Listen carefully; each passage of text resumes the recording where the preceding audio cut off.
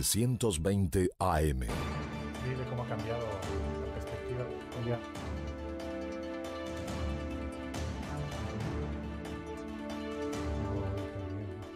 La construcción. Encantado de poder saludarle, doctor Solines. Juan Carlos es un prospecto muy importante en esta contienda para seleccionar al nuevo personero municipal del ayuntamiento quiteño. El cabildo lo siente como que le está esperando, como que requiere de una nueva generación que venga a otorgarle a estas tomas que nos ha hecho gozar prácticamente el camarógrafo principal y el productor, porque Quito ha variado, como usted puede ver, y es buena iniciativa de nuestro productor ubicar a nuestros invitados, por lo menos en esta etapa del programa.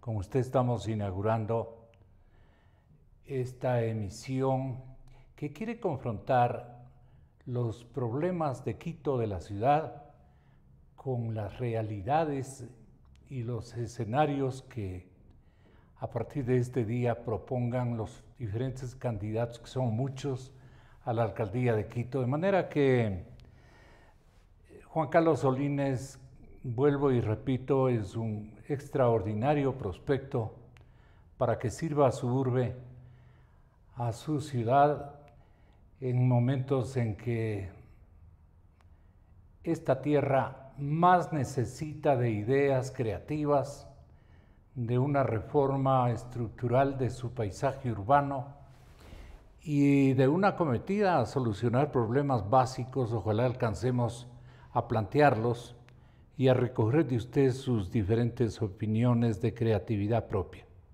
Así es que con este preámbulo un poquito largo para explicar a la audiencia qué queremos hacer. En la primera parte vamos a considerar a la ciudad como el módulo esencial donde vamos a dirigir nuestras propuestas.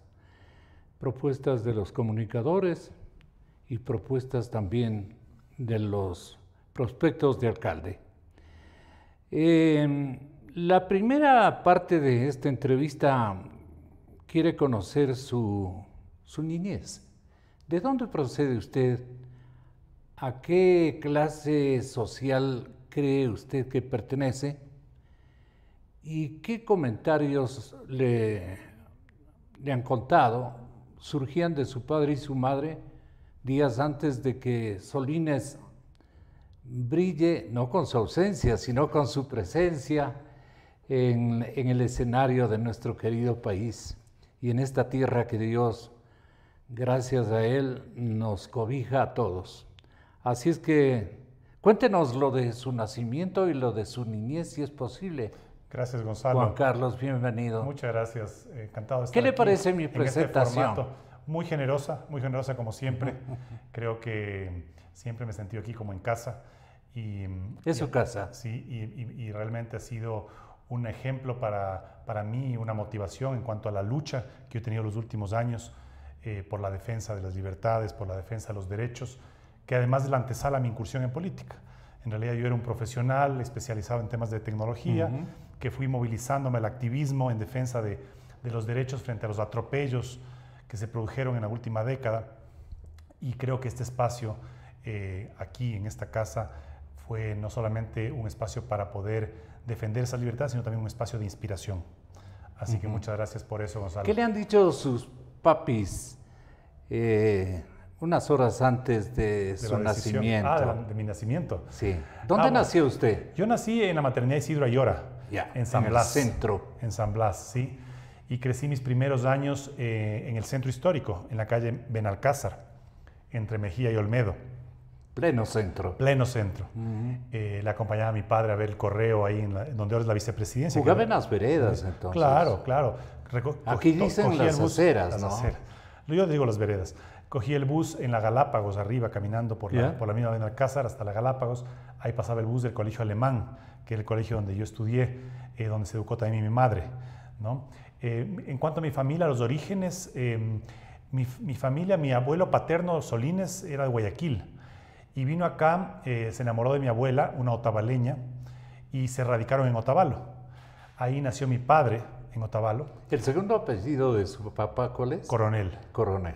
Okay. Mi abuela Tula Coronel. Tula Coronel. Sí. Sí la conocí. Entonces, por el lado materno, mi abuelo materno es de Ibarra, René Moreno, y mi abuela materna es de Cotacachi, Carlota Echeverría, que cumplió ahora el 2 de septiembre 100 años. Está muy lúcida y es una bendición para la familia. Qué encantador. Es una inspiración también para mí. Qué encantador. Entonces mis padres se conocieron en la universidad y me tuvieron a mí en el segundo año de universidad. Yo me considero una persona de clase media. Ambos padres... Media, ¿no? Sí. Por ahí andamos. Media y de profesionales que hemos hecho lo que tenemos en base a nuestro trabajo. No hemos heredado, no somos hacendados, ni grandes terratenientes, ni familias, digamos, de poder. Hemos sido una familia que ha luchado por salir adelante y en eso yo admiro a mis padres que nos sacaron a 5 hijos adelante. Somos 5 hermanos varones, todos abogados, padre y madre abogada. Y claro, yo digamos que crecí en ese entorno, en ese ambiente, en el centro histórico. Desde muy pequeño aprendí a amar a mi ciudad, ¿no? Porque eso yo creo que es un requisito indispensable. ¿Fueron consejos o fue una actitud ya incorporada, si cabe el término? El quiteño tiene esa virtud, lo mismo que los zimbabureños. Sí. Nos cuajamos en el paisaje, en el caso de los más norteños, y aquí en semejante maravilla de ciudad monumental, de ciudad histórica. Es fácil amar a Quito. Es fácil amar a Quito. Facilísimo. Sí, fácil amar a Quito, propios y extraños. Y conectarse con todos. Sí, y yo creo que quiteño es justamente eso, ¿no? Quiteño yo considero que es a quien ama su ciudad. Correcto. A la ciudad de Quito. Haya nacido o no haya nacido. A usted lo acogió, usted es coterráneo de mi padre y de mi abuela, otavaleños, y usted se siente Quito como propia, ¿no es cierto? Así es. Entonces yo creo que es el requisito fundamental. Pero claro, yo he visto también, por haber vivido aquí siempre, salvo una pausa donde me fui a formar afuera en el extranjero, que estuve 6 años afuera, he vivido toda mi vida en Quito. Toda mi vida en Quito. Ya cuando cumplí 12 años nos movimos con mi familia a Labrador, al extremo norte. Claro. En ese entonces era el extremo norte, ¿no? Claro. Y despoblado. Despoblado. Crecí mi niñez y adolescencia tomando bus, ¿no? Me iba al colegio, regresaba de los entrenamientos de atletismo en bus de línea, dejar el Inca, caminaba toda la avenida del Inca. Era una ciudad... ¿Cuánto pagaba el pasaje? En aquel entonces... 20 centavos de Sucre, de Sucre, ¿no? Claro, 20 centavos de Sucre.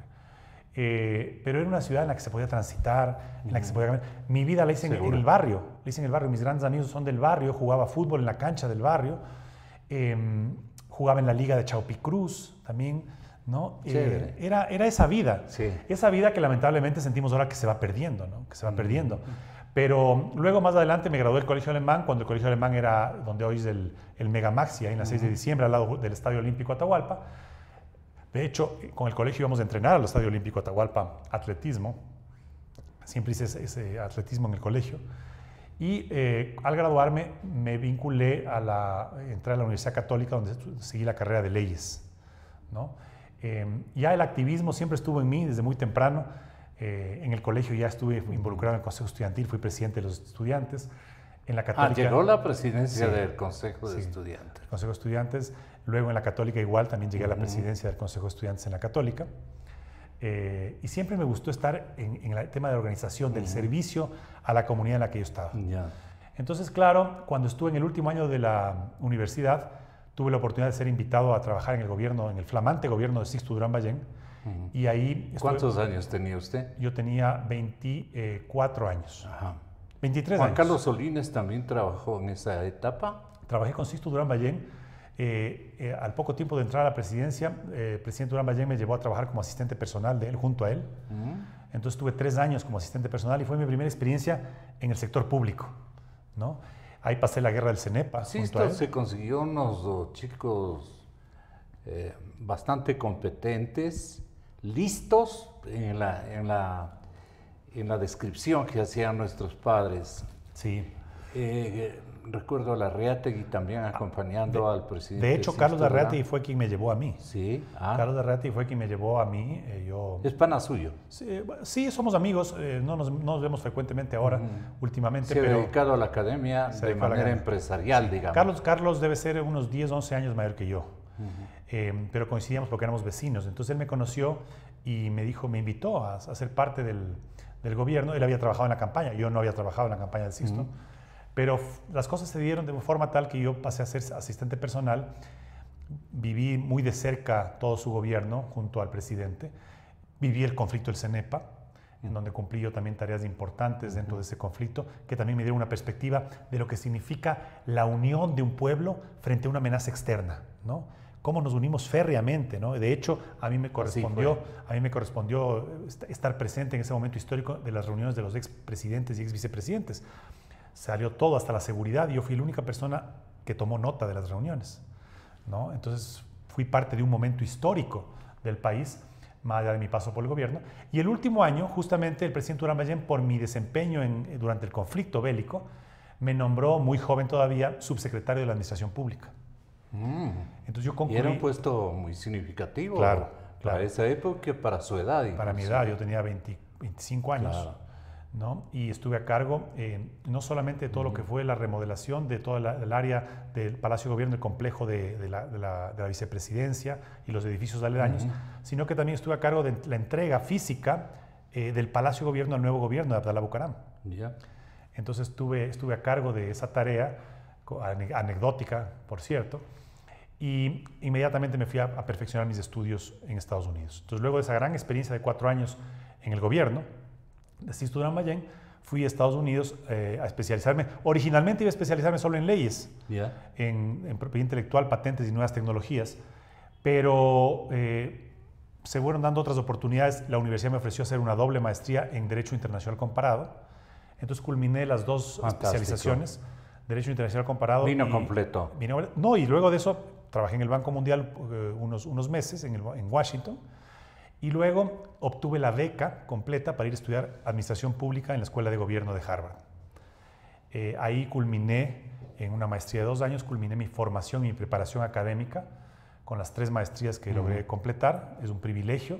Y yo, justamente por ese privilegio, yo pensé que debía retornar a mi país para devolver la posibilidad de haber tenido, pues, 6 años de experiencia. Hasta esta edad que nos describe, ¿qué fortalezas y qué debilidades iba usted sumando? Porque todos tenemos la posibilidad de volvernos polarizadamente afectos con lo que somos, ¿no? Afectos, sinceramente, querendones de nuestros defectos, querendones de nuestros aciertos, de nuestros triunfos, pero también las partes más sufridas de su vida, ¿dónde se ubican? Bueno, Juan Carlos Solínez está aquí en Democracia Televisión. Yo diría que las virtudes, bueno, fueron haber perfeccionado mis estudios y mi formación, luego haber tenido una experiencia relevante en el sector público, fue perfeccionarme, adquiere una nueva dimensión cuando uno ya ha tenido experiencia y comienza a aprender cosas en base a la experiencia. Entonces creo que eso fue una fortaleza que yo adquiría ya, y también me pulí en algunos defectos, ¿no? Yo creo que ahí el sistema americano de estudios es un sistema muy exigente, ¿no? No permite que uno haga otra cosa que no sea estudiar, ¿no? Trabajos permanentemente, mucha lectura. Uno tiene que estar, si no está en clase, está en la biblioteca. Es otra dinámica del estudio. Creo que eso me ayudó a forjar y a corregir ciertos defectos de nuestro sistema propio, de nuestros países, ¿Y ¿no? los académicos gringos cómo forman al líder? Bueno, yo creo que el líder no se forma, yo creo que el líder se va haciendo. Tiene ciertas herramientas. Es una construcción. Es una construcción. El liderazgo es una construcción. ¿Pero es propia la construcción o depende también del entorno educativo? Yo creo que ha ido cambiando. Familia. Ha ido cambiando. Porque, por ejemplo, hay concepciones de liderazgo que se fundamentaban en los espacios de poder. O sea, yo para ser líder tengo que llegar a ocupar un espacio de poder. Pero hay el liderazgo sin ocupar el poder. Así es. El liderazgo con el ejemplo, el liderazgo con el trabajo, con la lucha, con el comportamiento. Que es otro tipo de liderazgo. Así es. ¿No? Y hoy en día, en el siglo XXI, yo creo que el liderazgo se fundamenta en la capacidad de trabajar con los demás, en la capacidad de sumar, no dividir, ¿no? Y por eso yo pienso que el complemento a un buen administrador público es su capacidad de negociación, de llegar a consensos, ¿no? No se diga una alcaldía, ¿no? Yo ahorita mismo vengo recorriendo el área del condado, donde la gente estaba encrispada por este tema de los quitocables, ¿no? Sí, sí. Y uno se da cuenta de que lo que no hubo es diálogo, lo que no hubo es consenso, negociación, ¿no? Negociación. Claro. O sea, fue ir a imponer, ¿no? Y así, hoy día la política no funciona así. Entonces, esas destrezas, esas habilidades, esas herramientas, las fui perfeccionando yo durante mi formación. ¿Usted cree que la estrategia en el comportamiento humano es un arte este momento o es una mecánica más bien indispensable para uno poder alcanzar los objetivos de vida? Yo creo que es un arte, desde Sun Tzu, el famoso quien escribió el arte de la guerra, ¿no es cierto? El arte de la guerra. Desde ahí ya el tema de la estrategia comenzó a ser concebido como un arte, ¿no? Porque en realidad es una actividad muy fina, no es una actividad... Mire usted qué coincidencia, yo estaba leyendo este libro, El arte de la estrategia, lecciones de negociación basadas en la antigua sabiduría china. Claro, debe ser basada en el arte de la guerra. Exactamente, de Sun Tzu. Sí. De hecho, yo tuve, por cierto, la oportunidad de estudiar 5 meses en China, cuando era muy joven todavía, y estuve en una academia militar. ¿Fue una como beca? Una beca. ¿Un intercambio? Una invitación del gobierno de Taiwán. Y fui a una academia militar en donde básicamente... Usted debe jurar que le fue bastante bien. Sí, porque es parte de su formación. De mi formación, porque me dieron las herramientas. Fue un curso sobre guerra política. Guerra política. Y entonces justamente la columna vertebral de la formación era Sun Tzu y todas las estrategias que se derivan, guerra de masas, guerra psicológica, guerra de estratagemas, que mucho lo vivimos en el periodo de Correa. ¿No? Yo creo que ellos hicieron uso de muchas de estas estrategias psicológicas de masas, de manera perversa, lamentablemente. Pero de manera perversa. Sí, pero creo que todas esas herramientas me fueron dando a mí una perspectiva muy amplia de lo que es hacer política, ¿no? Más allá de las distorsiones que hay hoy en día, ¿no? de cómo se ha degenerado la política por el tema de la corrupción, por el tema de los cálculos políticos, el tema de la vanidad. Pero cuando uno tiene verdadera vocación de servicio y tiene estas herramientas, la experiencia por un lado, usted sabe, Gonzalo, yo he dividido mi vida casi mitad en el sector público y mitad en el sector privado, porque esa experiencia con Sixto Durán Ballén fue mi primera. He tenido 4 pasos por el gobierno, ¿no? Entonces, me he fogueado, pero complementado con la formación académica en administración pública, en derecho internacional comparado, en derecho constitucional, y eso vinculado a estas estrategias, a estas herramientas de saber manejar negociación, crisis, ¿no?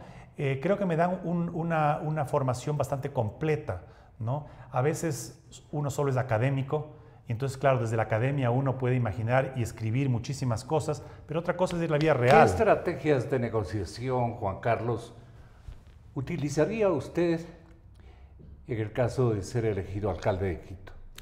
Bueno, en primer lugar, Gonzalo... Con la población. En primer lugar, generar... Con los círculos de poder político, económico, con los gremios, con la academia, pero también con nuestra gente, que está muy abandonada. Son barriadas inmensamente grandes que hay que sufrirlas, pero no debemos quedarnos en sufrir, sino en solucionar sus problemas. Muy dolida, Gonzalo, muy dolida. Mi primer uso de la herramienta de generación de consensos, de negociación, ha sido justamente cuando hace 7 meses empecé a visitar los barrios de Quito y lo que encontraba era hostilidad. Era la gente absolutamente resentida, absolutamente decepcionada con los partidos políticos, que son las instituciones de menor credibilidad al momento, con los políticos, evidentemente, ¿no? Muy lastimada, muy dañada. Y eso se traduce también en la ciudad, en los problemas de la ciudad. Entonces, claro, entrar a esa gente, hablarle, solamente que le escuchen, ya es un reto. Ya es un reto de negociación. Son muy despectivos. Puedo contarle muchos episodios, pero por ejemplo, doña Carmen Bravo, presidenta del mercado de las Cuadras en el sur, yo me acerqué a ella y me dijo, no, usted político, partidos políticos, no quiero saber nada, ¿no? Haciendo honor a su apellido, Brava, ¿no? Muy brava. y entonces yo me acerqué y le digo, pero Carmen, ¿qué saca rechazándome? yo sé que le han traicionado, yo sé que le han defraudado, pero ¿qué saca usted rechazándome? No cambia nada rechazándome. Generando polarización no genera nada, ¿no? Entonces conversemos y quiero escuchar por qué usted está tan enojada, ¿no? Y entonces ahí comienza a haber una comunicación, pero de una persona que no quería ni siquiera escucharme, claro, que no quería ni que me la acerque. Al final terminamos abrazados, tomándonos fotos y diciendo, confío en usted. Usted sí me parece distinto porque yo siento eso. ¿Y qué le palabreó usted a doña Carmen? Es que no es solamente palabreo, Gonzalo. Yo creo que una persona... Es que los políticos demagogos, y de eso lamentablemente los jóvenes son los más impulsivos, sí, en ese estilo. Por eso le digo yo, ¿cómo es que Carmen cambió de actitud y creyó en usted a los pocos minutos? ¿Qué ensamble de oratoria hizo? Por el mensaje, Gonzalo, porque primero uno tiene que generar empatía, o sea, uno tiene que entender por qué la gente está dolida, porque usted su primera reacción podría decir, ¿y usted cómo así me ataca? ¿Cómo así si yo no he hecho nada? Yo no soy político, yo primera vez que vengo acá. Se pone a discutir. Y se pone a discutir, y eso genera más fricción. Claro. ¿No? Entonces, ahí uno tiene que ir y entenderle, o sea, entender por qué está tan enojada. ¿No? ¿Por qué la viejita de 86, 87 años que está vendiendo ropa usada en el mismo mercado de las cuadras? ¿No? Y así estas historias hay en todo lado de Quito. ¿Por qué se sienten así? Porque de ahí usted tiene la otra cara de la moneda. Es un resentimiento generalizado casi. Tiene la otra cara de la moneda. En las barriadas populares. Tiene la otra cara de la moneda, Gonzalo. Por ejemplo, estuve en un barrio, zona urbana, Chillo Gallo, Vista Hermosa. La gente no tiene luz. Así es. Y tiene que prender vela a las 6:30 de la tarde. Así es. Y a pesar de esas necesidades enormes, de esa desatención, de esas calles de tierra, de lodo, ¿no? Que sin ningún tipo de planificación, me invitaron a una casita muy humilde, donde nos sirvieron la comida que habían hecho en el diario, con toda generosidad y a pesar de las limitaciones, uno ve la calidad y ahí está la materia prima de Quito, Gonzalo. En su gente, aunque esté dolida, aunque esté herida, aunque esté dañada, ¿no? Tiene un potencial enorme porque es una gente pujante, ¿no? Mi lema de campaña, Gonzalo, es Quito se levanta. Quito se levanta. Y eso tiene muchas connotaciones. Quito se levanta muy temprano a trabajar porque es una ciudad pujante. Uno sale 6 de la mañana, 5:30 de la mañana y ya encuentra gente. Un universo de actividades, sí, y de gente. Y hay gente. Entonces Quito se levanta muy temprano porque es una ciudad pujante y trabajadora que lamentablemente ahora no tiene empleo. Quito se levanta también del bache en el que se encuentra. Una ciudad que no ha tenido liderazgo en los últimos 20 años. Porque es así, no ha tenido liderazgo en los últimos 20 años, no ha tenido una hoja de ruta, no ha tenido un rumbo. Y que de repente dice, quiero salir de aquí y voy a salir de aquí. Y también Quito se levanta porque Quito ha sido cuna de gestas heroicas. Quito ha sido ejemplo no solamente para el Ecuador, sino para toda la región. Quito, luz de América, primer grito de la independencia, ¿no? Entonces, es una ciudad de gestas heroicas. Entonces, toda esa connotación de Quito se levanta es la que yo he tratado de condensar. Y claro, cuando uno... Pero ¿se levanta para qué? Le van a preguntar. Entonces, la respuesta que aspiro se digne ofrecerle a estos sectores que son los que configuran la verdadera ciudad pujante, con el sacrificio, el empeño, el ejemplo de prosperidad hacia los hijos o hacia los familiares que están igualmente fallecientes de desesperanza. ¿Cómo puede un alcalde gestar una actitud productiva y de emprendimientos sólidos, sin engaños, pero con apoyos institucionales? ¿Allí qué papel podría jugar el municipio de Quito? La alcaldía es el gobierno... Y por obligación en este momento, así es. Porque la ciudad está desfasada en términos de producción. Así es. La alcaldía, la ciudad, es el gobierno más cercano al ciudadano, porque es el que le ayuda en su día a día, en la calle, en la luz, en el parque, en el transporte. Entonces, el gobierno en municipal, educación de los hijos. El gobierno municipal está muy cercano a la gente, por lo tanto, tiene que, ese liderazgo que usted me preguntaba, ¿no? Sí. Ese liderazgo tiene que construirse hoy en el siglo XXI con la gente, porque la gente está ahora más empoderada que nunca. ¿Pero con qué método? La gente está más empoderada que nunca en la historia de la humanidad. Hoy está más informada que nunca, todos tienen un teléfono inteligente, ¿no es cierto? Todo el mundo participa, todo el mundo quiere opinar. Las redes sociales es una ventana para que todo el mundo ofrezca sus opiniones, publique cosas, En suba términos fotos. de educación comunitaria y de optimizar las ideas de los ciudadanos más de a pie, de los más pobres, ¿qué introduciría usted como líder de la ciudad hacia las redes sociales en términos de una campaña motivacional y educativa? No solamente las redes sociales. Yo, Gonzalo, digo, ¿no? Quito necesita, en primer lugar, liderazgo. Sin liderazgo no vamos a ningún lado. Pueden ser ideas sueltas o puede ser... Dígnese repetirnos, ¿cuáles son las condiciones para ser líder en Quito? En Quito, básicamente, incorporar a la gente, a la sociedad organizada, al trabajo conjunto, demostrar que Quito puede salir adelante y darle un norte. Es decir, Quito, como no ha tenido liderazgo, no ha tenido un norte, no le han dicho, para aquí vamos, hacia allá vamos, a esa ciudad en la que queremos soñar todos, vamos, a recuperar lo que Quito era, que ya no es, ¿no? Entonces, claro, la gente cuando se siente incorporada y tiene una hoja de ruta, tiene una visión, dice, ok, trabajemos. Pero para eso, Gonzalo, aparte del liderazgo, se necesita un modelo de gestión eficiente de la ciudad, un modelo de gestión que incorpore a esa gente, que no le tenga como mera espectadora, porque la farsa de la participación ciudadana de los últimos años, demagógica, fue decirle, venga, escuche, siéntese ahí en la silla vacía. No. Ahora venga y usted sea parte del gobierno, porque usted tiene que ayudarme a construir, porque la construcción de Quito es tripartita, es del gobierno central o municipal, la empresa privada y la sociedad civil, los ciudadanos. Entonces hay que ciudadanizar la política. ¿A qué factoría ingresarán las materias primas humanas a convertir y a transformar con qué insumos esta nueva ciudad de Quito? Eso es muy importante, Gonzalo. Eso que usted pregunta es muy importante. Porque yo digo, ¿no? Si tenemos liderazgo, tenemos un nuevo modelo de gestión que yo propongo con alcaldías menores en ciertos sectores y tenemos fuentes de financiamiento porque la ciudad está desfinanciada. Si tenemos esos elementos básicos, entonces necesitamos unos ejes horizontales, ¿no? Que nos van a servir para cualquier problema que queramos atacar. Uno de esos ejes es el que usted ha mencionado. Es la ciudadanía temprana.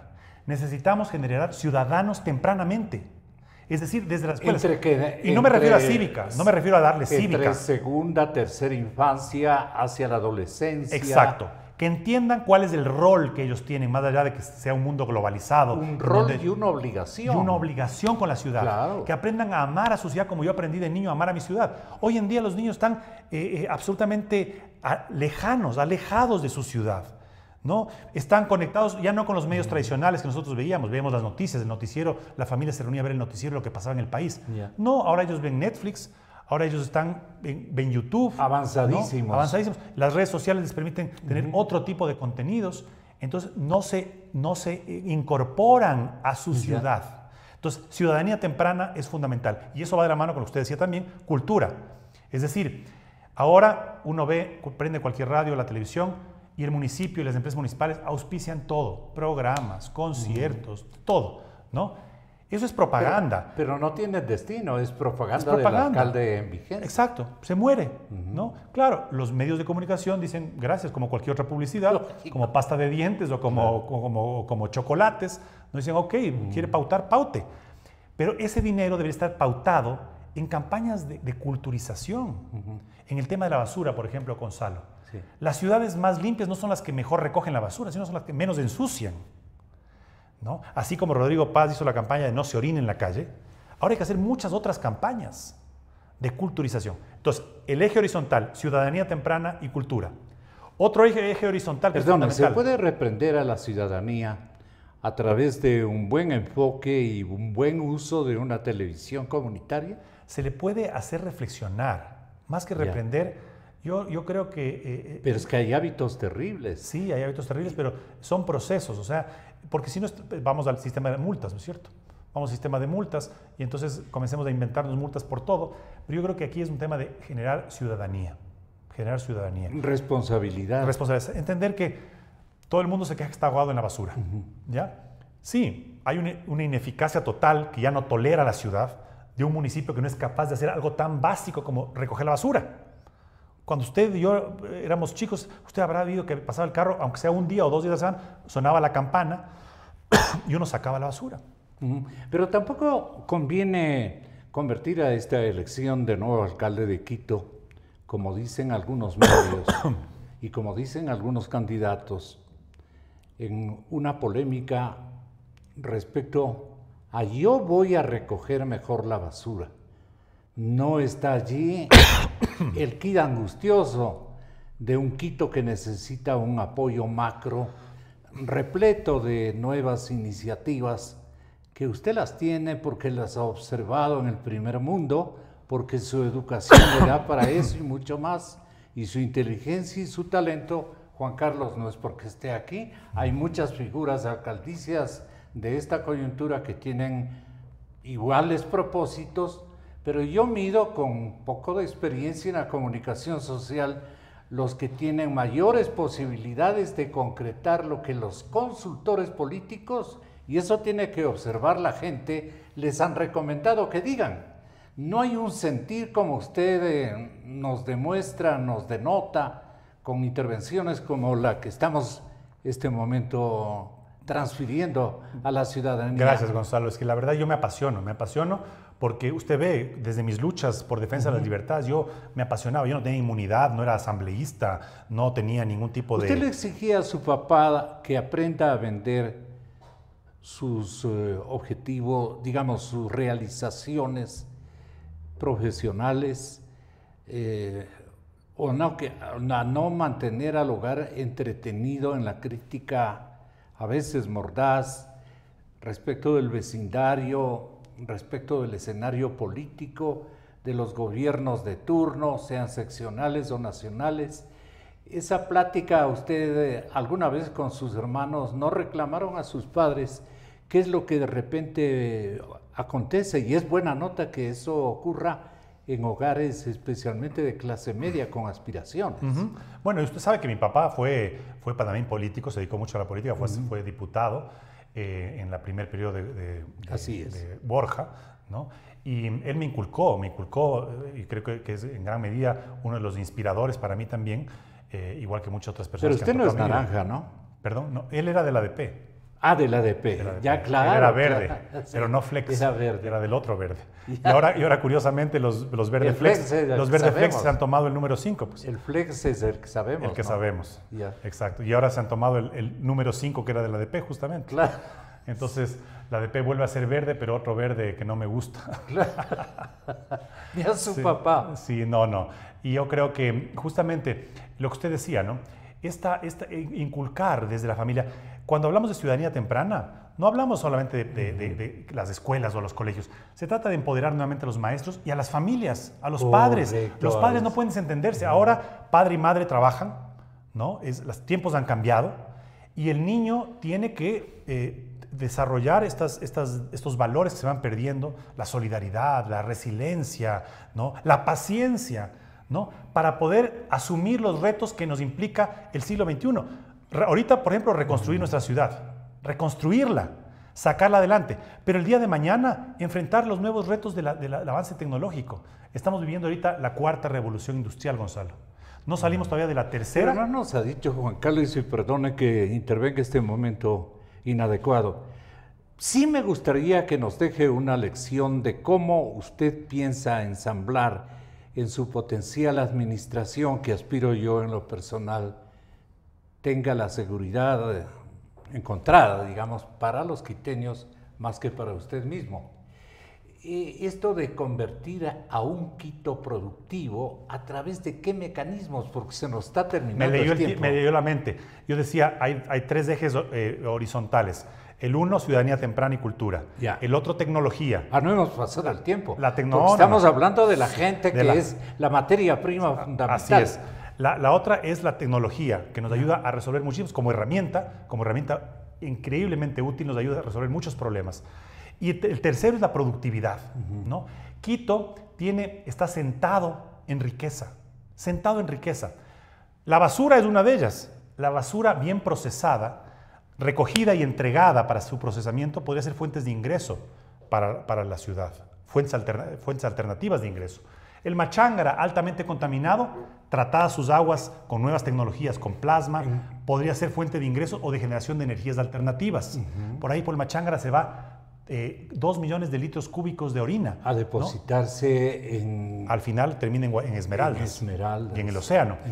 Entonces, podemos ahí obtener también recursos energéticos, ¿no? Las parroquias rurales, Gonzalo. Las parroquias rurales, cada una de ellas, de las 33 parroquias rurales, tienen un potencial enorme, agropecuario, turístico, ecosistema, ¿no? Tienen una cantidad de potencial que no está siendo aprovechado. Entonces, esa burocracia enorme del municipio ahora, en lugar de decir demagógicamente, yo voy a salir a entrar a sacar gente y a reducir el tamaño para que se quede en la mitad, decir, a ver un momentito, Quito necesita trabajo, para levantarse necesita mucho trabajo. Lo que pasa es que hay ahí en el municipio gente enquistada que no hace nada o que complica la vida a los ciudadanos inventándose trámites, inventándose pasos, inventándose burocracia. Esa gente tendría mucho que hacer en las parroquias rurales. Las parroquias rurales tienen que ser polos de desarrollo y de ingresos para la ciudad. Ahora resulta que las parroquias rurales están abandonadas, la gente sale a buscar trabajo, empleo, se convierten en parroquias dormitorio. Incluso los valles, que supuestamente eran la aspiración de vida de mucha gente, ahora por el tema de la movilidad, se convierten en ciudades dormitorio. La gente no puede regresar a hacer vida en familia. Nosotros queremos enfocarnos justamente en eso, volver los ojos a los barrios y decir, tenemos que mejorar la calidad de vida en los barrios. Las megaobras, sí, tenemos una gran megaobra, el metro, que va a cambiar en muchos aspectos la ciudad. Pero los barrios están desatendidos, Gonzalo. Hay barrios que no están regularizados, barrios que no tienen servicios básicos, barrios que no tienen internet, que no tienen vías de acceso y que no tienen transporte público. Entonces tenemos que adecentar, poner una línea mínima de equidad en los barrios, ¿ya? Y eso con la productividad que usted me hacía referencia, ¿cierto? Generando productividad en el distrito para no ser básicamente tan poco creativos de meterle la mano al bolsillo del ciudadano, aumentarle impuestos prediales, aumentar las multas. Eso es una forma improvisada de administrar la ciudad, es poco creativa. Hay que ser creativos para tener fuentes de financiamiento, generar productividad de la ciudad y en base a eso adecentar y tener una línea mínima de equidad en Quito, que ahorita no le existe, Gonzalo. Cualquier plan de apoyo a la producción debe comenzar por una escuela de concientización en que somos capaces de inventar nuevos productos inclusive y competir libremente con los países hermanos o con las ciudades que requieren de algunas aficiones de producción que renazcan en la capital de la República tal como era antes, en la época de nuestros abuelos y tatarabuelos, ¿no? Entonces, esa línea es de entusiasmo, esa línea es de emprendimiento y de gerenciar a toda la sociedad en esos corredores de producción y creatividad. Me gustó mucho que usted hable de la creatividad, sí, porque el que no crea está perdido. Claro. Y es además la base del siglo XXI. Inclusive hoy hablamos de economía creativa, ¿no es cierto? De la economía creativa, la economía naranja, ¿no? Es decir, toda esta cuarta revolución con las tecnologías de información y comunicación, con la neurociencia, con la nanotecnología, con la biotecnología, que además, Gonzalo, va a aumentar la expectativa de vida de los ciudadanos. En el 2012 la expectativa de vida aquí en Quito era 78 años. Y se estimaba que para el año 2020 sea de 80.7 años la expectativa de vida.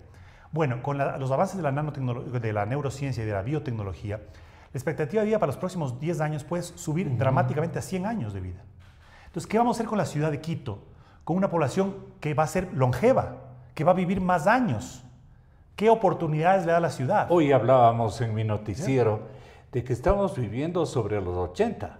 Por supuesto, y además lúcidos y con fuerza de trabajo y con ganas de trabajar. ¿Qué va a pasar con toda esa fuerza? Por ese segmento poblacional, ¿qué piensa hacer o qué debería hacer un alcalde de Quito? Pensar una ciudad en que va a haber una población mucho más longeva, que va a haber que no se trata aquí de decir pongámosle simplemente unos centros Somos o un centro de retiro. No, esa gente quiere trabajar.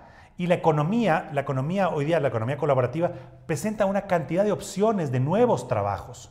Imagínese usted, Gonzalo, que el 65% de los niños que hoy día estudian van a tener profesiones que al día de hoy no existen, que no sabemos todavía que van a existir. Sí. O sea, los que están ahorita estudiando en la educación básica van a dedicarse a profesiones que no existen ahorita. Entonces tenemos que prepararnos para ese cambio dramático, para ese cambio exponencial. Y para eso tenemos que tener una visión de hacia dónde queremos que vaya la ciudad. Y cómo la construimos, cómo sentamos las bases para esa nueva ciudad, esa nueva metrópoli, ¿no? Por ejemplo, el desarrollo urbano. Yo personalmente pienso que hay que atraer a la gente que vuelva al hipercentro. La gente aspiracionalmente se ha ido a los valles, se ha ido a la periferia, y hay unos cuellos de botella que le hacen la movilidad una pesadilla. Ahora con el metro, Gonzalo, tenemos una gran oportunidad de impulsar a la cultura y impulsar al nuevo urbanismo. Por ejemplo, todas las estaciones de metro tienen que ser desarrollos o nuevas centralidades que se llaman, alrededor de las cuales hayan oferta de cultura, oferta de educación, de esparcimiento, de vivienda para arriba, ¿no es cierto? ¿No? De grandes edificios. La ciudad del futuro tenemos que verla así, pero al mismo tiempo, cuidando la naturaleza, que es fundamental, haciendo ciudades sostenibles, es decir, una planificación de ciudades sostenibles, en donde se recicle el agua, en donde haya energías alternativas de calentamiento, en donde haya transporte eléctrico, donde haya transporte privado compartido, que es el futuro también. Es decir, por ejemplo, si ahorita sacamos el trole, la vía del trole, porque ya hay el metro, y la vamos a reubicar, en esa vía exclusiva donde circulaba el trole, podríamos pensar, por ejemplo, en solamente vías exclusivas de alta ocupación. Carros que tengan 3 o más pasajeros pueden conducir por esas vías rápidas. Si usted quiere salir solito en su auto, tendrá que soportar el tráfico cada vez más caótico de Quito, ¿ya? Pero aquí la prioridad debe ser el transporte público. El transporte público en el que se moviliza el 72% de los quiteños, Gonzalo. Mientras que en los 500.000 autos que hay en Quito, se moviliza apenas el 22%. Mi hijo Álvaro me dio un dato que había recabado de la computadora. Se menciona que Quito está en el puesto 26 de las ciudades de todo el planeta. 26, pueblo, un top impresionantemente negativo para la ciudad de Quito. Hemos dejado avanzar la movilidad mal administrada, pésimamente administrada. Pésima. Y estamos en el puesto 26 en mayores conflictos de movilidad en el mundo. ¿Qué le parece a usted? Una vergüenza, Gonzalo. Quito no se merece eso. ¿Y sabe por qué estamos así? Porque todo lo que tiene que ver con la movilidad fue politizado. Politizado. Cualquier cosa que veamos, la fijación de tarifas politizada, con tarifas parches, ¿no? El sistema de recaudo. Teníamos un sistema de recaudo, uno de los más modernos de la región, en el trole. Y el general Paco Moncayo lo destruyó porque puso el sistema mixto, no se podía pagar también con billete, y fracasó el modelo de recaudo unificado. Eso es fundamental. Han fracasado todos los alcaldes de los últimos 20, 30 años porque en el tema de la movilidad y del transporte. Yo diría que sí, Gonzalo. ¿Sabe por qué? Porque nadie ha tomado el toro por los cuernos y ha dicho vamos a dar soluciones técnicas, duélale a quien le duela, vamos a poner orden en el transporte público. Entonces tenemos que, ahorita la tecnología, que era uno de los ejes transversales, la tecnología nos permite hacer maravillas. Por ejemplo, sistema de recaudo electrónico, sistema de reparto, o sea, caja común, en donde no intervenga ni siquiera el ser humano, sino que todo sea electrónicamente dividido, ya no haya competencias. Pero los buceros y taxistas les sacarían en 3 meses de la condición de alcalde. Depende, porque hay lo que hablábamos al inicio, ¿no es cierto? El tema de saber negociar. Si es que uno desde candidato, como escucho a algunos candidatos, comienza a llamarles las mafias, ¿no? Está generando ya un conflicto. Aquí hay que invitarles a ser parte, ¿no? Que ellos propongan una persona que venga a ser parte del sistema de definición de las soluciones de... Y además otra cosa, Gonzalo, que yo creo que hay que decir al pueblo quiteño que no se deje engañar. Una cosa importantísima es que todas las soluciones macro para la movilidad están escritas ya. ¿Sabe dónde están escritas? Ya estudiadas a nivel de familia, consenso, técnicamente. ¿Sabe dónde están escritas las soluciones? En el estudio integral del Metro de Quito, por el que pagamos $24 millones, Gonzalo. Ese estudio se llama Integral porque justamente analizó todo el sistema de transporte de alimentación, analizó las tarifas, analizó los sistemas de recaudo, analizó los sistemas de reparto, analizó el tema de rutas y frecuencias. Todo está ahí escrito. ¿Por qué no se hace público? ¿Por qué no se ha socializado? Y ahora tenemos candidatos inventándose el agua tibia, diciendo, yo voy a hacer esto de aquí. Mi plan de trabajo es el más completo. Miren, yo propongo... Todo está escrito, Gonzalo. Está escrito en el plan integral del metro de Quito, que hace un análisis exhaustivo y que le costó a la ciudad 24 millones de dólares. Y si la gente se va por la demagogia y no por el pragmatismo, la ilustración y un discurso fornido como usted tiene de soluciones, seguiremos de tumbo en tumbo. Y yo les digo en los barrios, cuando yo visito, les digo, miren, yo no he venido acá a ofrecerles mega obras, no le he ofrecido a venderles humo, ni a resolver los problemas que han venido arrastrándose por décadas en la ciudad. Sí, ¿no? Yo lo que les he venido a ofrecer es seriedad, un alcalde serio que les diga la verdad, que se preocupe de lo básico, que es darle servicios básicos a la gente, recuperar los barrios, que arregle los problemas que no han sido resueltos por décadas, ¿no? Al menos que comience a construir las soluciones. Van a tener un alcalde serio y honesto y que va a poner orden en Quito. Por ejemplo, cuando hablamos de cultura y de turismo, ¿no? Yo no voy a permitir que el gobierno central y la presidencia de la República siga sitiando el centro histórico cuando se le ocurre. Que hay una manifestación que viene, que tengo un compromiso, que va a haber un cambio de guardia, entonces cierro las calles. No, señor. El centro histórico de Quito es una de las joyas, la joya de la corona de la ciudad, a pesar de que el turismo va más a la mitad del mundo que el centro histórico. Pero es la joya de la corona y por lo tanto es un sitio básico de la ciudad que no puede ser sitiado, ni puede ser cerrado, ni puede ser usado de acuerdo a la voluntad. Es decir, el centro histórico no se va a hacer a la voluntad de la presidencia de la República, sino al contrario. La presidencia de la República tendrá que buscar nuevas alternativas porque el centro histórico se respeta y Quito se respeta. Entonces voy a ser un alcalde que va a poner orden, que voy a hacer respetar la jerarquía de ser la capital del Ecuador. Voy a tomar el toro por los cuernos y voy a hacer lo que tiene que hacer, porque tengo la experiencia necesaria, tengo la energía y fortaleza necesarios y tengo el conocimiento de mi ciudad y de las herramientas que se requieren para componer los problemas. Las de comunicación, fundamentalmente, que usted las conoce y se ha especializado en Europa y en Norteamérica, justamente en esas fortalezas. Me refiero al manejo de la tecnología y a la incorporación. Y más que incorporación aislada, lo que hay que procurar es la integral, exactamente.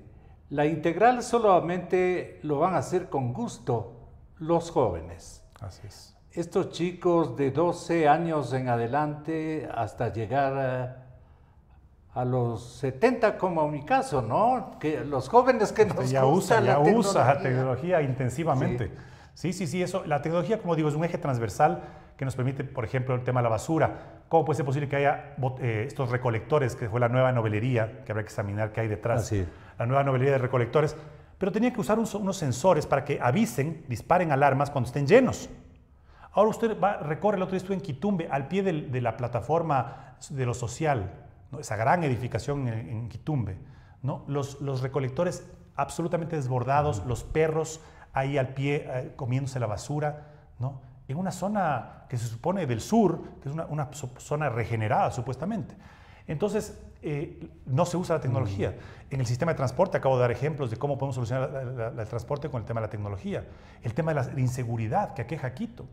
¿Cómo puede ser posible, Gonzalo, que en el siglo XXI estemos en unos niveles de inseguridad en donde la gente, estuve el fin de semana en Toctiuco, a plena luz del día, sábado, 11 de la mañana, las tiendas cerradas con rejas y venden a través de la reja por la inseguridad. Terrible. O barrios como la Ferroviaria, que a las 6:30, 7 de la noche la gente se encierra en la casa porque tiene miedo de salir. Cuando la Ferroviaria fue la zona donde se forjó el movimiento obrero alrededor del tren, que debía ser una centralidad turística de Quito. Igual que Chillogallo, donde se formó Quito en realidad, ¿no? Las tres Manuelitas estaban ahí en Chillogallo. Debe ser otra centralidad turística, no solamente el centro histórico. Igual que Cotocollao con los yumbos, debe ser otra centralidad.